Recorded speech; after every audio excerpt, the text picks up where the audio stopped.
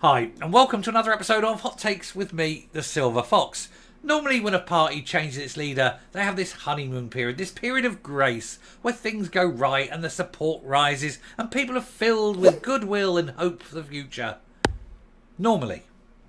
Not this time. He's only been in the job since Tuesday and he's already lost his first by-election. The good people of Kilwinning decided that Labour were going to have the seat, not the SNP, and they gave them a good bashing in the election booths and went, no, and put their X elsewhere. What a shame. So his honeymoon period is already over and he's already on a downward slope. But what to expect?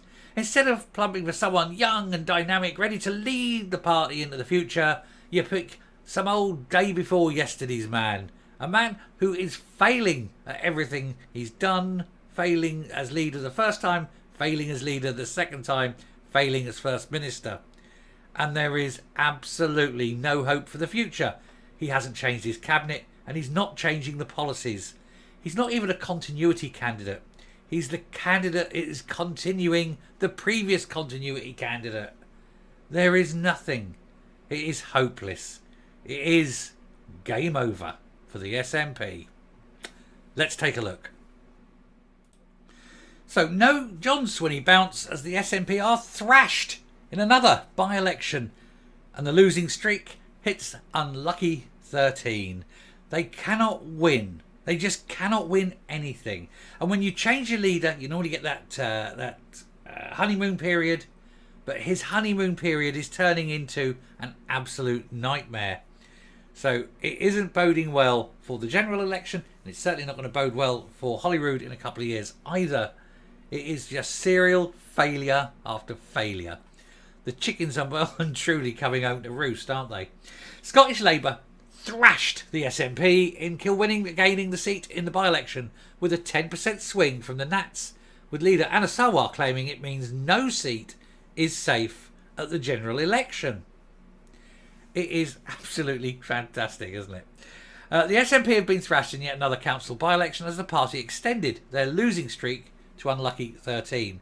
There was no new leader bounce for the Nationalists, and the appointment of John Swinney had no impact at all on the Kilwinning voters as they suffered a plummeting vote share again. It is absolutely wonderful to behold because it's just continuing the trend of downward, circling the drain, ready to sink into the sewers and away out to sea with all the other turds.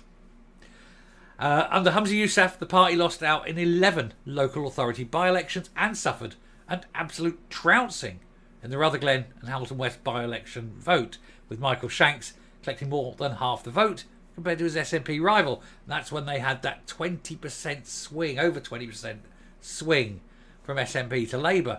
Even John Curtis couldn't believe that one. And you had Jackie Bailey sitting there grinning like that. And Keith Brown had a face on him like soured milk. Mary Hume gained more than half the vote in Kilwinning, with the retired head teacher securing 2,171 votes, a huge 1,255 ahead of Nat Sheila Gibson, and Tory Chris Lawler picked up 619. Ruby Kirkwood of the Lib Dems scored just 154, and Ian Gibson of the Scottish Family Party took just 36. Presumably from his wee Scottish family. The turnout was 30.2%, higher than expected for council elections, and Labour's vote share increased by 8.3%, while the SNP's plummeted by 12.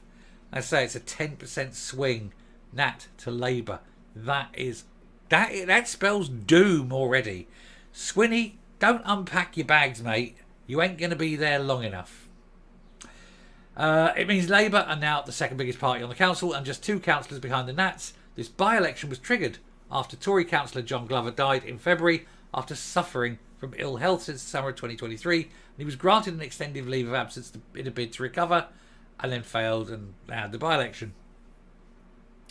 It is great to read, isn't it? It's absolutely great to read. No honeymoon. That's the important thing.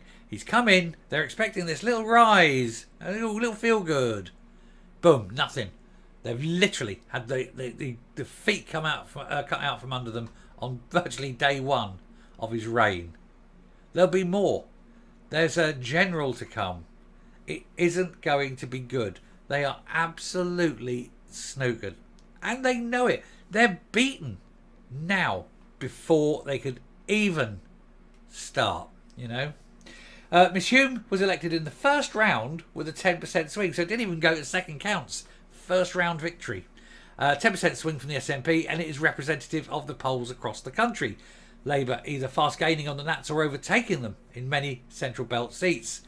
The result, of course, was welcomed by party leader Anna Sarwar, and why wouldn't it be? He said this outstanding result shows that people right across the whole of Scotland are crying out for change.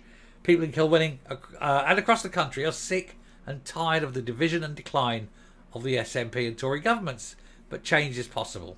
Yeah. Mary will be a fantastic councillor, blah, blah, blah, blah, blah. Very nice. Well done, Mary. I'm going to say well done. You know, a bit of good grace. Well done. Anyone who takes out an SNP seat gets a little tip hat from me. And from, I'm sure, many of you too, good viewers. So, well done, Mary. It's another kick in the teeth for the SNP.